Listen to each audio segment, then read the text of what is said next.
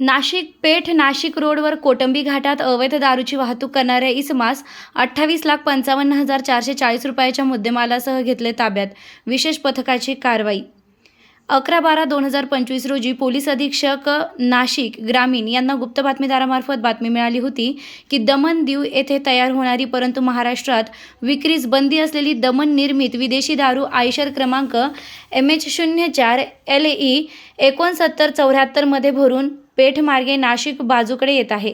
तरी पुढील कारवाई करा बाबत कळविल्याने पोलीस निरीक्षक रवींद्र मगर यांचे मार्गदर्शनाखाली पथक क्रमांक 4 चे पोलीस उपनिरीक्षक प्रकाश चव्हाणके, पोलीस हवालदार कैलास रामदास बागुल, पोलीस कॉन्स्टेबल किरण आहेर, पोलीस कॉन्स्टेबल श्रीराम वारुंगसे अशांना बातमी समजावून सांगून आम्ही कारवाई कामी नाशिक येथून पेठकडे खाजगी वाहनाने रेड कामी लागणारे साहित्य साधने घेऊन रवाना झालो. नाशिक पेठ मार्गे कोटंबी घाटाचे सुरुवातीस येथून येऊन थांबलो. तेथे पोलीस उपनिरीक्षक प्रकाश चव्हाणके यांनी पंचनाम्यातील 2 पंचांना समक्ष घटनास्थळी बोलावून घेऊन त्यांना देखील वरील सर्व बातमी समजावून सांगितली व पेठ बाजूकडून येणाऱ्या वाहनांवर बारकाईने लक्ष ठेवून असतानाच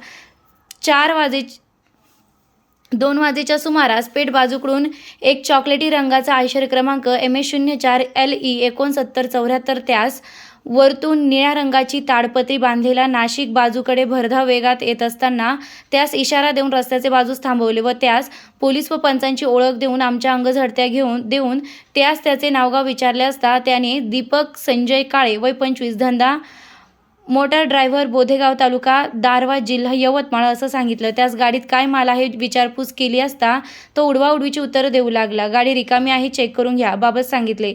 त्याच्या ताब्यातील आयशर क्रमांक MH04 LE 6974 ची पंचासमक्ष झडती घेतली असता पाठीमागील ताडपत्री खोलून पाहता मागील बाजू पूर्णपणे रिकामी व पुढील बाजूस ड्रायव्हर बाजूला एक स्वतंत्र पत्र्याचा कप्पा दिसला.